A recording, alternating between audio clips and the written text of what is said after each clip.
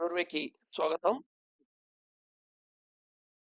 లేదా మనం life and consciousness or the relative terms to CCS అనే పాయింట్ తో ఆపాం. సిసిఎస్ అంటే critical certain stage. Critical certain stage అనగానే ఇంతకు ఫస్ట్ 10 ఎపిసోడ్ లో వచ్చింది దీని సంగతి. మైండ్ 4 సెక్షన్లు, section 1, section 2, section 3, section 4. Section 1 లో 4 సెంటర్లు ఉంటాయి.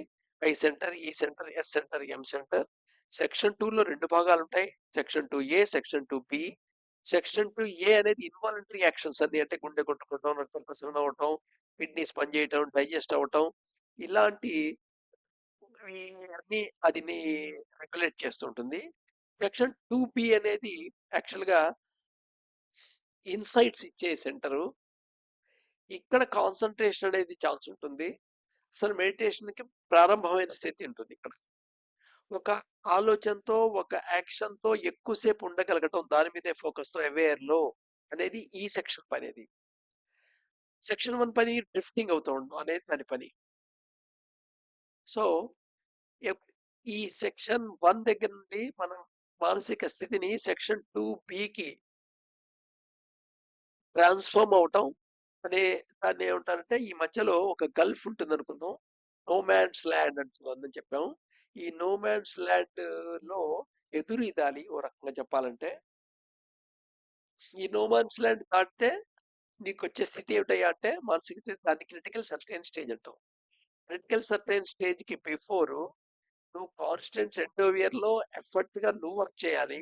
So you need certain norms and disciplines. అదే సిసిఎస్ తర్వాత ప్రాసెస్ అనేది spiritual process, automatic process.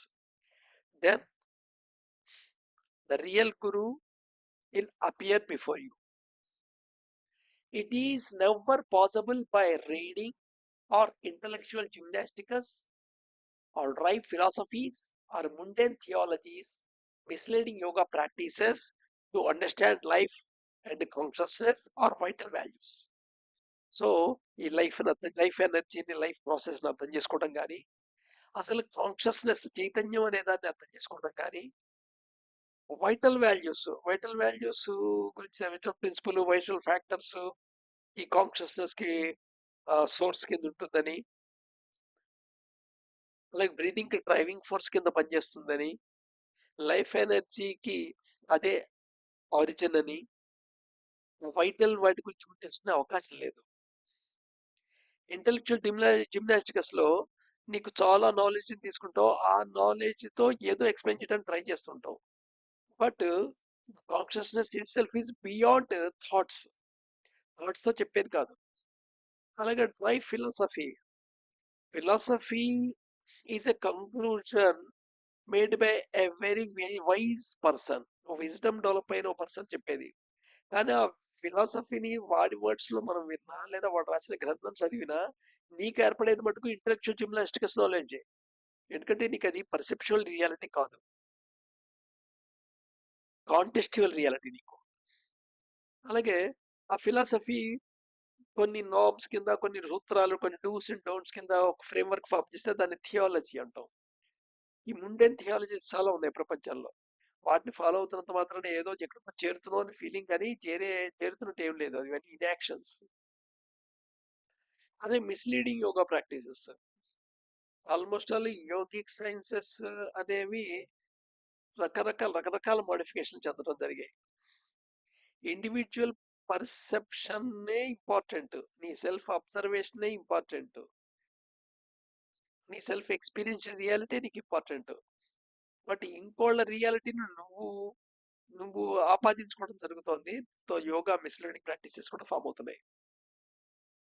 But వీటితో కాదు, ఇది ఏం కాదు, understanding of life or consciousness or vital values. Then ఆటోమేటిక్గా ఒక క్వశ్చన్ రైజ్ అవుతుంది కదా, what means or methods or disciplines can one reach CCS? ఈ క్రిటికల్ సర్టెన్ స్టేజ్ రీచ్ అవడానికి మన మెథడ్స్ ఏమిటయా, డిసిప్లైన్స్ ఏమిటయా అంటే, అవి మనకి పతంజలి యోగ సూత్రాల్లో వచ్చి తెలుస్తాయి. పతంజలి యోగ సూత్రము అంటే సూత్రము, ఫార్ములాని అప్లై చేయటం అనేది లాజికల్ అండర్‌స్టాండింగ్ ఉండాలి. ఒక ఫార్ములా ఏమిటి అనేది అండర్‌స్టాండింగ్ అయితే, అది ఎక్కడ, ఎప్పుడు, ఎలా అప్లై చేయాలో అలా అప్లై చేస్తే, ఆ సూత్రానికి సంబంధించిన ప్రాక్టీస్ చేయగలుగుతాం. అలా కాకుండా ఒకడి అండర్‌స్టాండింగ్‌ని నా అండర్‌స్టాండింగ్, నా నాలెడ్జ్ కింద ఏర్పడినప్పుడు, ఆ నాలెడ్జ్ అండర్‌స్టాండింగ్ అనుకోని చేసామనుకోండి, అది మిస్‌లీడింగ్ యోగా ప్రాక్టీస్ అవుతుంది. సో, ప్రస్తుతం పొజిషన్‌కి లైఫ్‌కి ఇంపార్టెంట్ అయిన యాక్టివిటీస్ ఏవైతే ఉన్నాయో, the food consumption, breathing and సెన్సెస్‌తో ఇంటరాక్షన్. ఈ మూడిటి ద్వారా ఈ 3 నువ్వు రాంగ్ యాక్షన్‌గా చేయొచ్చు, ఇన్‌యాక్షన్‌గా చేయొచ్చు, రైట్ యాక్షన్‌గా చేయొచ్చు. సో, రైట్ యాక్షన్ అనేది చాలా ఇంపార్టెంట్. ఈ రైట్ యాక్షన్ వైపుకి నీకు జస్ట్ ఒక లైట్ ఇల్యూమినేట్ అవుతుంది. ఈ పతంజలి యోగ సూత్రాల స్టడీ నుండి. అదే యోగ సూత్రాన్ని నువ్వు సర్ఫేస్ లెవెల్‌లో అర్థం చేసుకున్నావు అంటే మటుకు మిస్‌లీడింగ్ యోగ ప్రాక్టీస్‌లోకి వెళ్ళిపోతావు.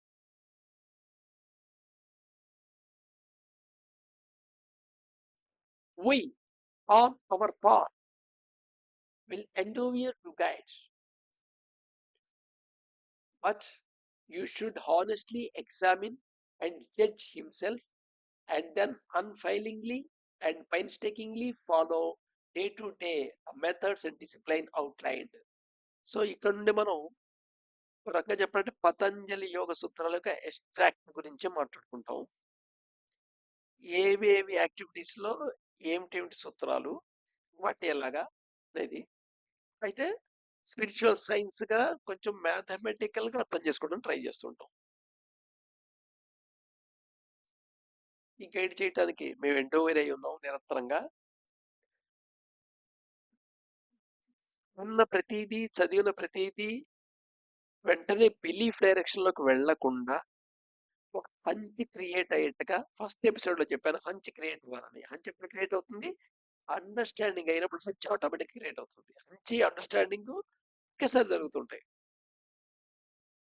వాటిని ఎగ్జామిన్ చేసి నిన్ను నువ్వు జడ్జి చేసుకుంటూ, చెప్తున్న ఎక్స్ప్లెనేషన్ జడ్జ్ చేయడానికి ప్రయత్నం చేయొద్దు. నిన్ను నువ్వు జడ్జ్ చేసుకుంటూ నిరంతర పరిశ్రమగా ఫెయిల్ కాకుండా, ఏని ఏ ఏ హ్యాబిట్ మనకున్నా ఇంకో హ్యాబిట్ కొత్తగా యాడ్ చేయాలనుకుంటే కొంచెం పెయినే ఉంటుంది. ఎందుకంటే నువ్వు ఒక certain life of pattern of thinking కి, ఆ ప్యాటర్న్ ఆఫ్ థింకింగ్ నుండి వచ్చే ప్యాటర్న్ ఆఫ్ బిహేవియర్ కి రిపీటెడ్ గా అలాగే ప్రవర్తించడానికి అలవాటు పడిపోయావు. ఆ అలవాటులోంచి బయటికి మార్పు రావాలి అంటే కొంచెం పెయిన్ టేకింగ్ ఉంటుంది. సో ఆ పెయిన్ టేకింగ్ తీసుకొని day to day methods, disciplines follow outline అయితే the guidance will be to the CCS దాకా మటుకు గైడెన్స్ చేయగలుగుతాం. బియాండ్ దట్, దాని తర్వాత when the disciple is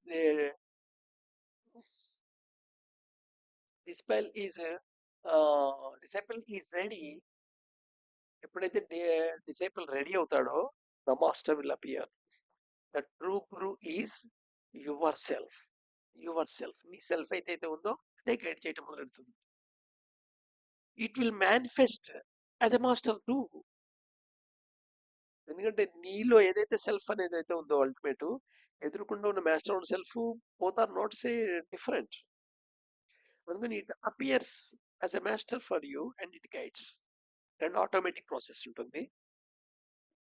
so సిసిఎస్కి వెళ్ళటం అనేదే మన చేతిలో మనం చేయవలసిన పని అనమాట.